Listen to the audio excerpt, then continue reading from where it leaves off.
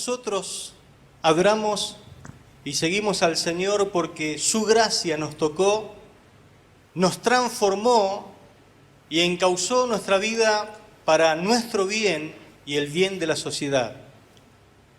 Pero dentro del pueblo de Dios existe un gran dilema. Hay personas que no entienden la gracia del Señor, no entienden la gracia transformadora de Cristo. Pablo lo dijo así en un momento escribiendo a los romanos, porque donde abundó el pecado, sobreabundó la gracia. Esta dificultad la atendió el Señor personalmente en casa de Simón el fariseo. Indudablemente hay dos actitudes que conducen a dos tipos de conductas diferentes. Leamos por favor Lucas capítulo 7, versículo 36 en adelante dice lo siguiente. Lucas capítulo 7, verso 36 en adelante. Uno de los fariseos rogó a Jesús que comiese con él, y habiendo entrado en casa del fariseo, se sentó a la mesa. Entonces una mujer de la ciudad, que era pecadora, al saber que Jesús estaba a la mesa en casa del fariseo, trajo un frasco de alabastro con perfume, y estando detrás de él a sus pies, imagínense que antes las mesas eran bien como una mesa de living, pero bien bajita, más bajita, y uno era como que se apoyaba con el codo y estaba medio recostado hacia la mesa, los pies hacia atrás. Por eso dice la palabra, estando detrás de él a sus pies, llorando comenzó a regar con lágrimas sus pies y los enjugaba con sus cabellos y besaba sus pies y los ungía con perfume. Cuando vio esto el fariseo, que le había convidado, dijo para sí, si fuera profeta, conocería quién y qué clase de mujer es la que le toca, que es pecadora. Entonces Jesús le dijo a Simón, una cosa tengo que decirte. Y él le dijo, di, maestro. Un acreedor tenía dos deudores, el uno le debía 500 denarios y el otro 50. Y no teniendo ellos con qué pagar, perdonó a ambos. Di pues, ¿cuál de ellos le amará más? Respondiendo dijo Simón, pienso que aquel a quien perdonó más. Y él le dijo, rectamente ha juzgado. Y vuelto a la mujer le dijo a Simón, ¿ves esta mujer? Entré en tu casa y no me diste agua para mis pies, mas ésta ha regado mis pies con lágrimas y los ha enjugado con sus cabellos. No me diste beso, mas ésta, desde que entré, no ha cesado de besar mis pies. No ungiste mi cabeza con aceite, mas ésta ha ungido con perfume mis pies. Por lo cual te digo que sus muchos pecados le son perdonados, porque amó mucho. Mas a aquel a quien se le perdona poco, poco ama. Y a ella le dijo, tus pecados te son perdonados.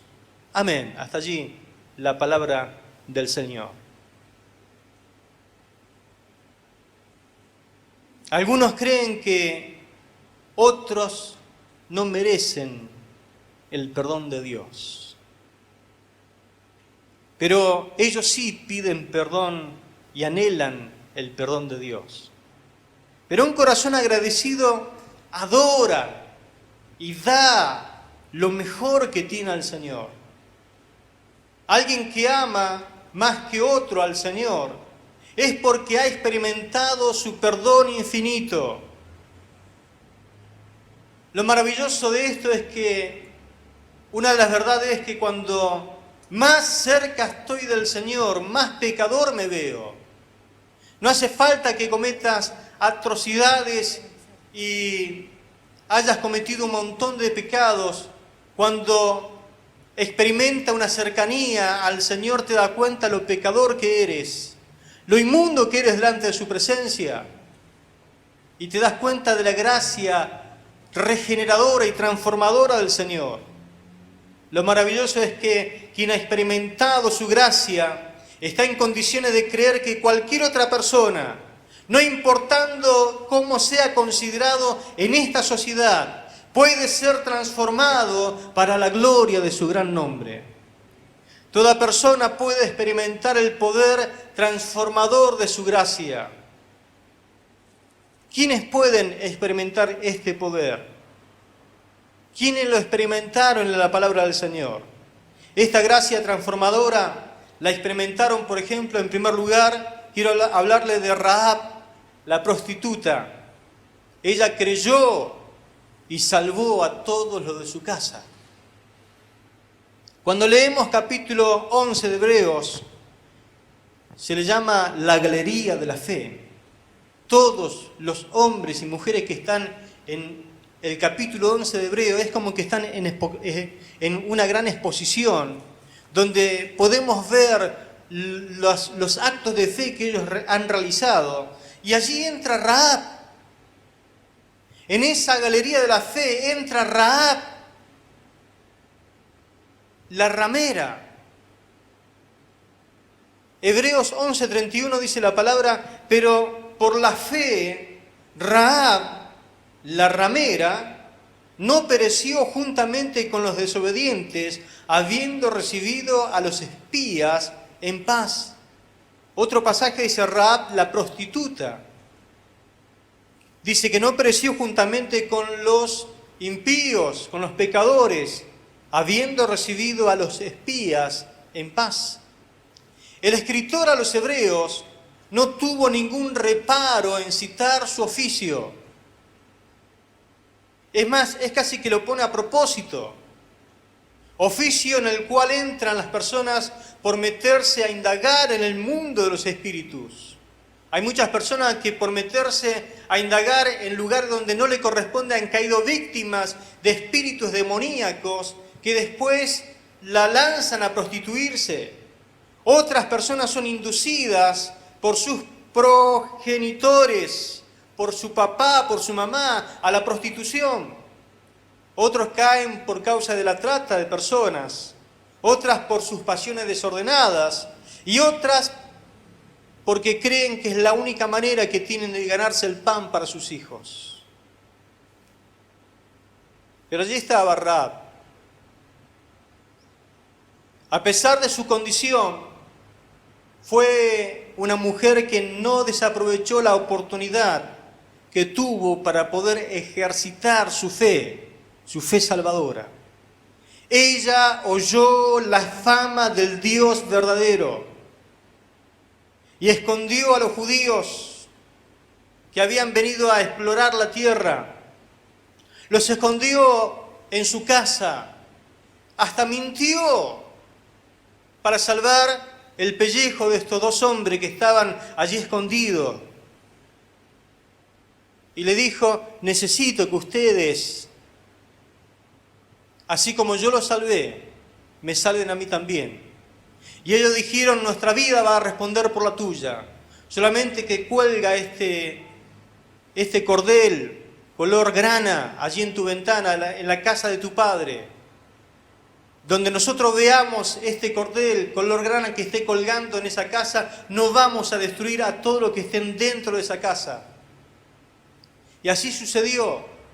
El pavor de Dios, el temor de Dios había inundado a Jericó. Las murallas estaban cayendo y allí, en la casa de Rahab, los que estaban dentro de su casa se estaban salvando. Esto de oír la fama del Dios de Israel, el Dios verdadero, hizo de que ella suplicara por su salvación. Este acto de fe la enlistó dentro de la genealogía del Salvador Jesucristo.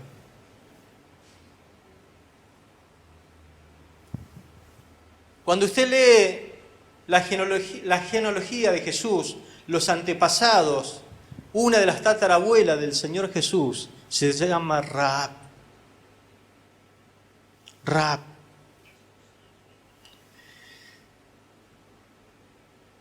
Si usted tendría que salvar a alguien en esa ciudad amurallada de Jericó, ¿a quién salvaría? Toda la ciudad está bajo juicio de Dios. Todos tienen que morir, desde el más chico al más grande. No dejar ningún animal vivo. Todo se tiene que quemar, excepto una familia. ¿A qué familia de la ciudad salvaría usted? ¿Al doctor? ¿Al que más obras de bien ha hecho? ¿A la persona más buena? ¿A quién salvaría usted? La única familia que fue salvada fue la familia de Rahab, la ramera, porque ejerció fe en el nombre del Dios Todopoderoso. Amén. La fe te salva, pero la fe que cree en la gracia transformadora. La salvación viene por fe. La gracia nos salva a nosotros. Es un favor que no merecemos y que tampoco viene porque lo podemos ganar. Es un regalo que viene del cielo para tu vida. Ahora, no solamente Rahab la experimentó a esa gracia, sino también el endemoniado que vino a Cristo y que después, por causa de su testimonio, 10 ciudades fueron impactadas. Marcos capítulo 5, versículo 2 al 5. Marcos capítulo 2, versículo 2 al 5. Allí tenemos un pasaje para dar lectura en esta tarde. Si uno pudiera poner un cartel, pudiera hacer una publicidad para hacer más atractivo la reunión o a la gente que venga a escuchar, podríamos poner de endemoniado a predicador. Venga y escuche el testimonio del endemoniado transformado a predicador o a misionero, el enviado del Señor a las 10 ciudades. Jesús estuvo dispuesto a ir a otro lugar donde las personas quizás no se atreverían a ir. El Señor cruzó el mar embravecido. Ese día se levantó una gran tormenta, una gran tempestad. El Señor, para llegar a la otra región, reprendió al viento y al mar y les enseñó a sus discípulos que Él tenía todo poder, aún sobre la naturaleza. ¿Quién es este?, dijeron los discípulos, que el viento y el mar le obedecen. Luego se sorprenderían porque no solamente le quiso enseñar que Él tenía más poder que la misma naturaleza, porque la sometió, sino que también le iba a enseñar que tenía un poder sobre todo el mundo espiritual, que no se ve pero que es real. Fue hasta la ciudad de Gadara, una ciudad y una región netamente pagana. Allí en ese lugar estaban cuidando cerdos. Quizás no era una región de judíos, porque los judíos, para ellos es algo que tienen prohibido, estar manipulando el cerdo, cuidándolo y comer el cerdo. Así que era un lugar netamente pagano, pero hasta allí llega el Señor, para poder salvar aunque sea aún perdido. El Señor haría cualquier cosa, e inclusive se hizo hombre, se vistió de ser humano para venir a salvar al más perdido de los pecadores. Murió en la cruz, hizo lo que nadie se atrevió a hacer. Valientemente cargó nuestros pecados, sintió el vacío en su corazón porque el Padre lo había abandonado. Pero nos salvó, nos redimió, compró la salvación con el precio más alto que se podría pagar para que ningún otro pudiese comprarnos. Y hoy somos suyos, gloria al nombre del Señor.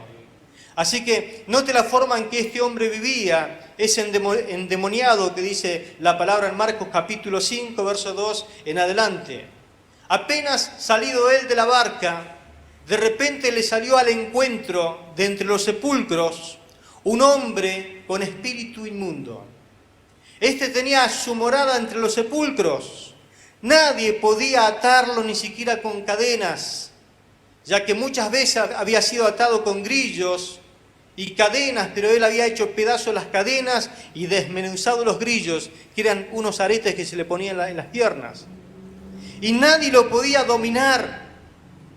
Continuamente de día y de noche andaba entre los sepulcros y por las montañas gritando e hiriéndose con piedras.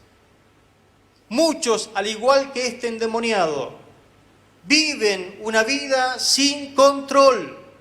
A este hombre no se lo podía controlar, pero en esta sociedad también hay muchos que viven sin control, y a esa clase de personas se arrimó el Señor para darle libertad. Nada lo sujetaba. Y habían hecho casi lo imposible para poder hacerlo. Le ponían cadenas, grillos, aretes, los rompía, los desmenuzaba. Por el poder de los demonios que tenía dentro suyo, nadie le podía sujetar. Y en esta sociedad pasa exactamente lo mismo. La familia no lo puede controlar. Los seres queridos no lo pueden sujetar. Sus amigos no lo pueden controlar. Hay personas que viven como esta persona endemoniada. Pero además de vivir sin control, se autodestruyen.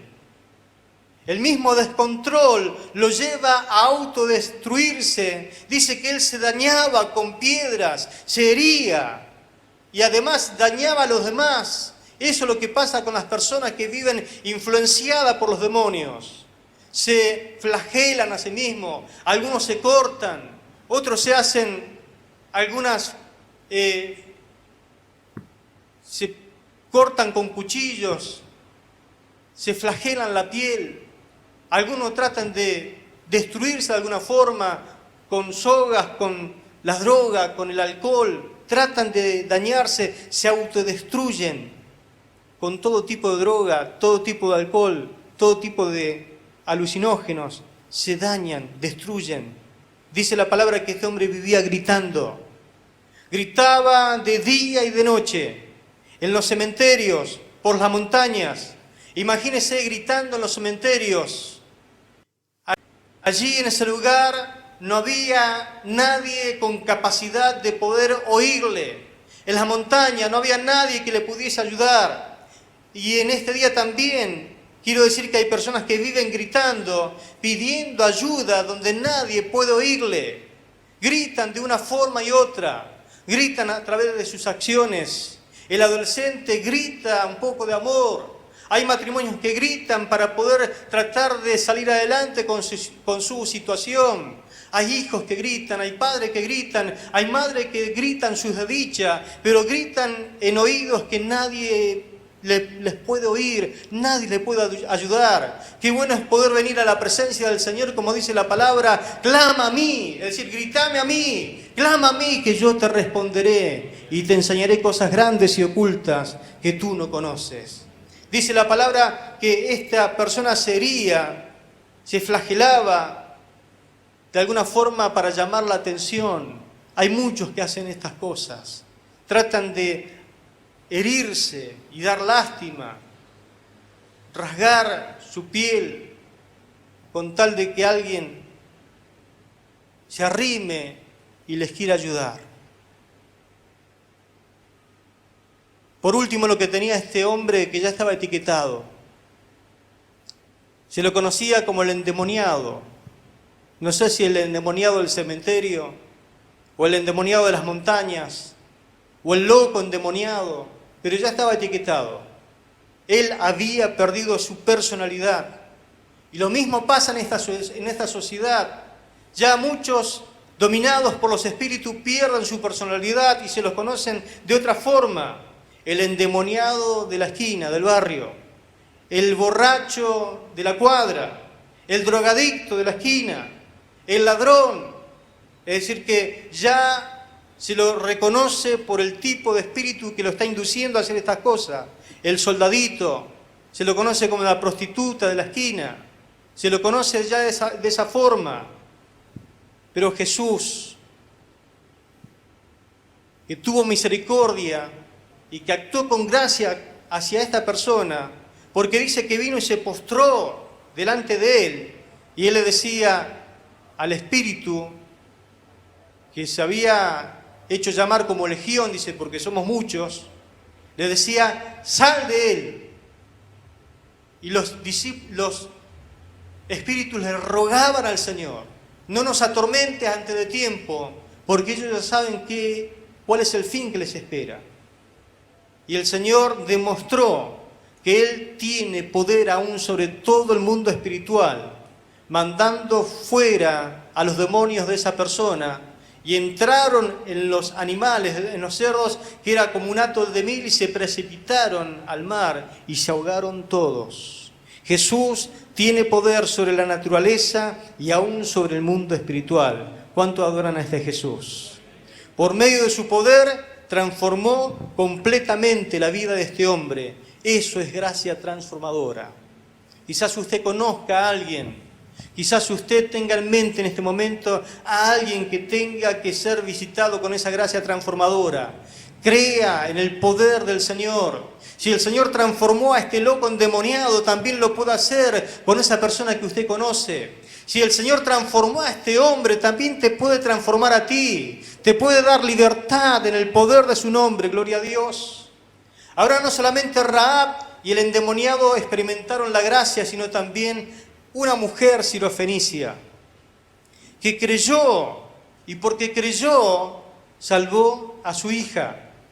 Dice la palabra del Señor en Marcos capítulo 7, verso 24 en adelante, lo siguiente. Marcos 7, 24 en adelante. Y levantándose, partió de allí para los territorios de Tiro y de Sidón, y entró en una casa y no quería que nadie lo supiera, pero no pudo esconderse.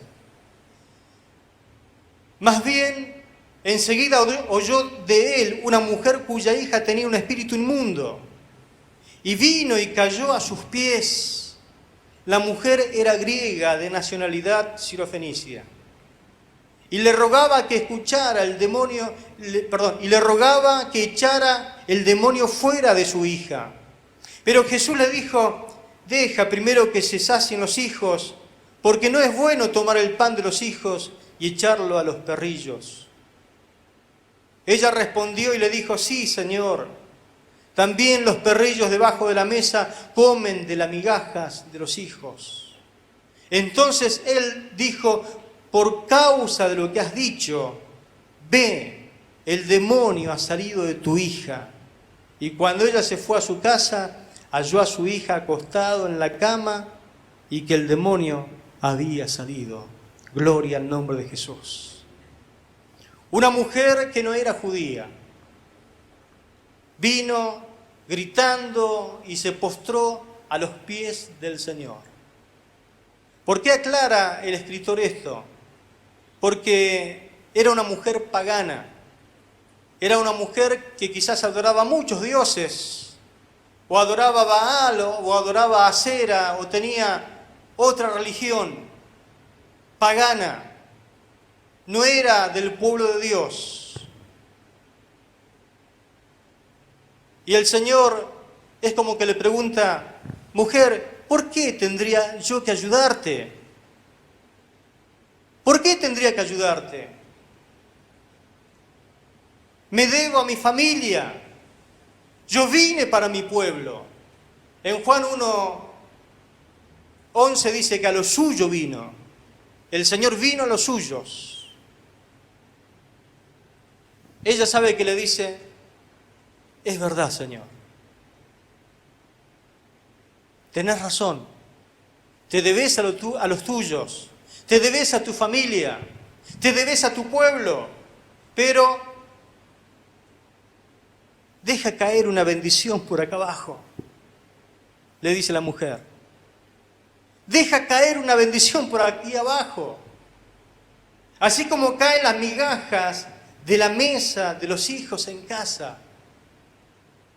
Sé que no merezco nada, pero aún los perros en casa comen de las migas que caen debajo de la mesa.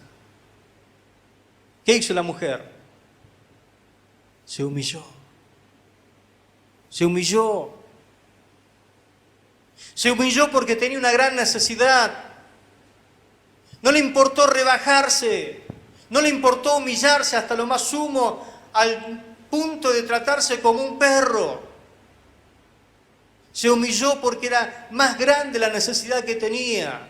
Y su orgullo en ese momento no le servía para nada. Así que tiró a un lado el orgullo y se humilló delante de aquel que exalta y que se humilla.